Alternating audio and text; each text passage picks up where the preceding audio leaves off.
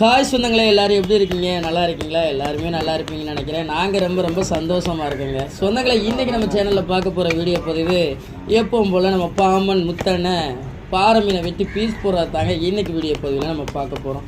பாறை மீனை பற்றி பெரும்பாலும் பேருக்கு தெரியும். மீன் வகைகள்லேயே அதிகமாக இருக்கக்கூடிய வகை பாறை மீன் வகை தான். அதிகமான பாறை மீன் வகைகள் இருந்தாலும் நம்ம அதில் ஒரு குறிப்பிட்ட பாறை மீன் வகைகள் தான் பார்த்துருப்போம். அதில் குறிப்பிட்ட வகையான பாறை மீன்கள் தான் சாப்பிட்ருப்போம். அப்படி குறிப்பிட்ட வகையான பாறை மீன்கள் சாப்பிட்டதில் ஒரு சில பேருக்கு ஒரு சில பாறை மீன்கள் மேலே ரொம்பவே ஃபேவரட்டாக இருப்பாங்க. அப்படி ஒரு வகையான மீன் தாங்க கண்ணாடி பாறை. சொல்ல வேணும், பார்க்குறதுக்கு தான் ஆள் எப்படி இருக்கான்னு பாருங்க. பார்க்குறதுக்கு அழகாக இருப்பான், சாப்பிட்றதுக்கு செம்மையான ஒரு டேஸ்ட்டில் இருக்காங்க. பஞ்சு மாதிரி இருக்கும் இதோடைய சதை. பாறை மீனை பார்த்தீங்கன்னாவே நல்ல ஒரு போல்ட்டாக விறப்பாக தான் இருக்கும். ஆனால் இந்த பாறை மீன் பார்க்குறதுக்கு அழகாக இருக்கும், நல்ல போல்ட்டாக இருக்கும். ஆனால் இதோடைய சதைகள் சாப்பிட்றதுக்கு ரொம்ப மெல்லிசமாக இருக்கும். அப்படிப்பட்ட ஒரு பாறை மீனை தான் இன்றைக்கி நம்ம பாமன் முத்தனை பீஸ் போடுறாங்க.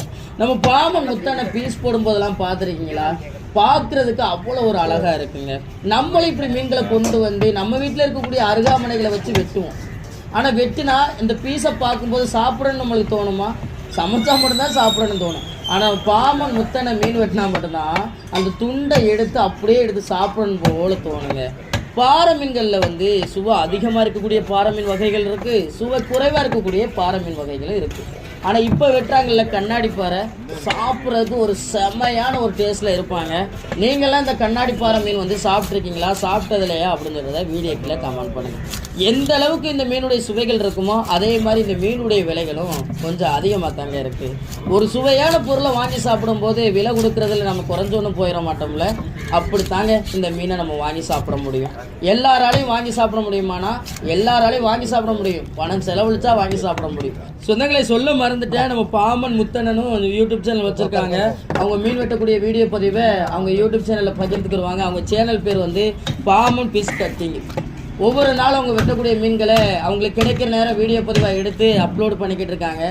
நம்ம போகிற நேரமும் நம்ம பாமன் முத்தனை மீன் வெட்டுறதை மட்டும்தான் வீடியோ பதிவாக எடுத்துகிட்டு வருவோம்.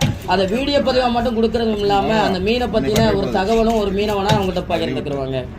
அதே மாதிரி நம்ம வீடியோ பதிவாக எடுத்துகிட்டு அந்த மீன்களை பற்றி சொல்லக்கூடிய விதங்கள் எப்படி இருக்குது அப்படின்னு சொல்கிறத வீடியோக்கில் கமெண்ட் பண்ணுங்கள்.